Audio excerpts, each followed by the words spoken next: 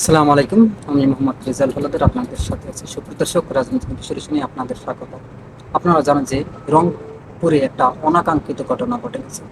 আসলে এই অনাকাঙ্ক্ষিত ঘটনা ঘটার পর স্বরাষ্ট্রমন্ত্রীকে রংপুরের ঘটনায় মানে দায় নিতে হবে বলছেন জামাতের আমির। কেন বলছেন আপনারা জানেন যে কিছু উদ্ভট মানে পোলাপান, অর্থাৎ নেশাখোর যেদের বলা হয়, গাঞ্জুকটি বা ইয়াবা, প্রায় প্রায় নেশা করতো এবং মানুষকে উৎপাত করতো, বিরক্ত করতো। তখন একবার ওই ফ্যামিলির লোকে বলছে যে, বাবা, এ জায়গায় তোমরা নেশা করতে আর আসবা না। এই কথার জেরে একটা পরিবারের সবাইকে মেরে সেখানে আনন্দ উল্লাস করছে। আসলে দেখি, মানে এই যে আওয়ামী লীগ যাওয়ার পর বাংলাদেশে তখন যখন ছাত্র জনতা গণ অভ্যুত্থান দেয়, অভ্যুত্থানের পর ইউনিট সরকার রাষ্ট্র গঠন করে, তখনও কিন্তু একটা বিভিন্ন জায়গায় একটি মেসাকার পরিস্থিতি সৃষ্টি হয়েছে। আইন শৃঙ্খলার অবনতির কোনো অভাব নেই। তার কারণ আছে কিছু, সেটা আসলে আমরা সেটাও একটু বলি। কারণগুলো হলে বেশিরভাগই ছিল আসলে আওয়ামী লীগের পুলিশ, এবং সে সময় আসলে অনেক পুলিশকে শুনছি পিটিয়ে মেরে ফেলেছে। এই জন্য আর কি একটা তাদের একটু খারাপ লাগছে, এটা স্বাভাবিক লাগতেই পারে। যাই হোক, সেটা পরে আসি। দেখেন, এই যে একই পরিবারের চারজন, স্বামী স্ত্রী দুজন এবং একটা মেয়ে একটা ছেলেকে একদম মেরে ফেলেছে। বিএনপি আসার পর সারা বাংলাদেশে যতটা খারাপ পরিস্থিতি, আইন শৃঙ্খলা পরিস্থিতি হয়েছে, বিভিন্ন জায়গায় ধর্ষণ, মারামারি, আইন হাতে তুলে নেওয়া, মানে যত জঘন্য কাজ, চাঁদাবাজি থেকে শুরু করে সমস্ত কাজেই আসলে মেসাকার একটা পরিস্থিতি বাংলাদেশের রাজনীতির বর্তমান অবস্থা। এরপরও দেখবেন ওই সংসদে বসে কিছু মানে আছে, মানুষ রূপী কিছু জানোয়ার আছে। তারা দাঁত খিলেই খিলেই বলে যে আমরা অমুক ভালো কাজ করতেছি, এইটা ওইটা। আরে ভাই, ভালো কাজ করতেছো, সারা বাংলাদেশে তোরা যদি ঘুরতি, তাহলে দেখতি পরিস্থিতিটা কতটা ভয়াবহ। এই যে নেশা, নেশা আসলে এই মাদকটা কেন হয় না, মানে মাদকটা কেন একদম বাংলাদেশ থেকে বিতাড়িত করা যায় না? কারণ কি জানেন, এই জায়গা থেকে বড় বড় যে মন্ত্রী এমপি আছে না, তারা মানে এটা খায়, কমিশন খায়। বুঝতে পারছেন? কোটি কোটি টাকা, যার টাকার অভাব নেই ভাই। আমি কি বলবো, যেমন এই যে মনে করেন একটা হেডফোন, এই হেডফোনটা আসে কোথা থেকে? চায়না থেকে। সাপোজ চায়না থেকে আসলে, মনে করেন, ঠিক আছে, এটা আসে একটা পণ্য। এখন মনে করেন এটা আমায় বাংলাদেশে নিষিদ্ধ করবে, এটা আমি চালাবো না। সাপোজ এটা যদি না চালাই, তাহলে আমার কি করতে হইবে? যে এই ধরনের প্রোডাক্ট যেন বাংলাদেশে কেউ আনতে পারে না, একদম ব্র্যান্ড। যদি সরকার ব্যান করে দেওয়ার চেষ্টা করে 100%, তাহলে ইহা আশা কি সম্ভব? আপনি কি মনে করেন? এতটাই সহজ?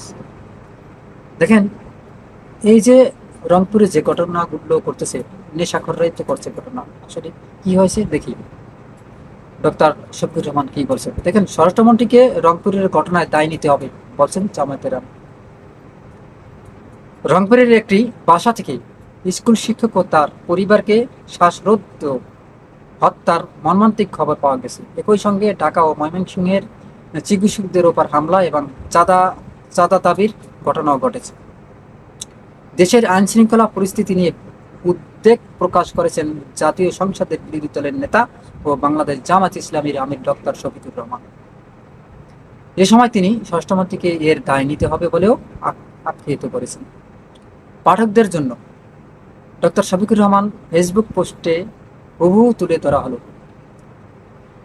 তিনি ফেসবুক পোস্টে লিখছেন যে, গতরাতে রংপুর নগরীর মাসুয়াপাড়ায় একটি বাসা থেকে রংপুর জেলা স্কুলের সাবেক শিক্ষক গণিত গণপতি গণপতি চক্রবর্তী, তার স্ত্রী ও দুই সন্তানের লাশ উদ্ধার করা হয়েছে।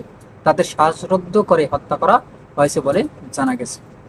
তবে নিহতরা হলেন জেলা স্কুলের সাবেক শিক্ষক গণপতি চক্রবর্তী ও তার স্ত্রী শীতলতা চক্রবর্তী, ছেলে প্রতিম চক্রবর্তী এবং মেয়ে আগামী চক্রবর্তী গোটা পরিবারকে যেভাবে নৃশংসভাবে হত্যা করা হয়েছে তা অত্যন্ত নিন্দনীয়, বেদনাদায়ক ও লোমহর্ষক।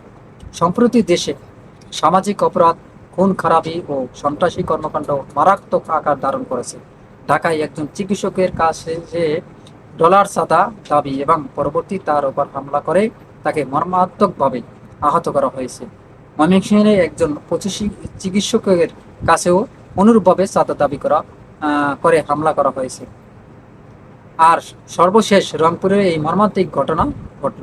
দেশে আইন শৃঙ্খলা পরিস্থিতি কতটা মারাত্মক অবনতি হয়েছে এবং তা কতটা ভয়াবহ রূপ ধারণ করেছে, এই তিনটি ঘটনাসহ অসংখ্য ঘটনা থেকে স্পষ্ট হয়ে উঠছে।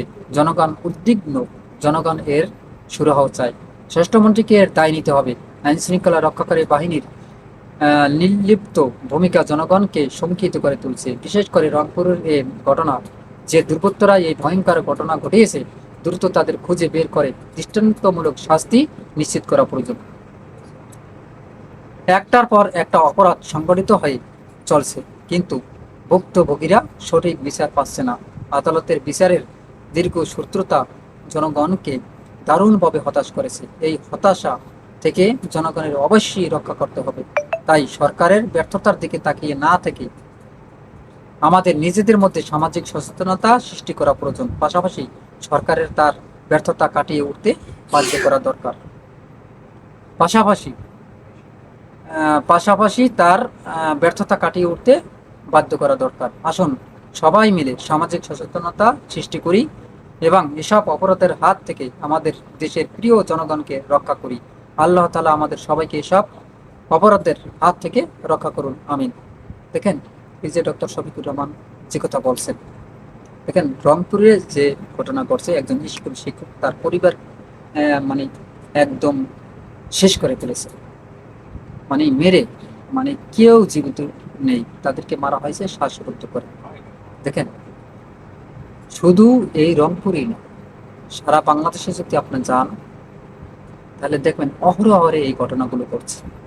কারো কিছুদিন আগে আমাদের এলাকার কথাই বলি, বাউফল পটুখালী, যাকে এই বাউফল পটুখালীতে আপনার একটা মর্মান্তিক ঘটনা ঘটছে। একটা ছেলে একজনের বাড়িতে গেছে মানে বন্ধু বান্ধব হিসাবে সবাই, মানে আরো ভালো জানে, গেছে উঠানে বসার পর কি করছে জানেন?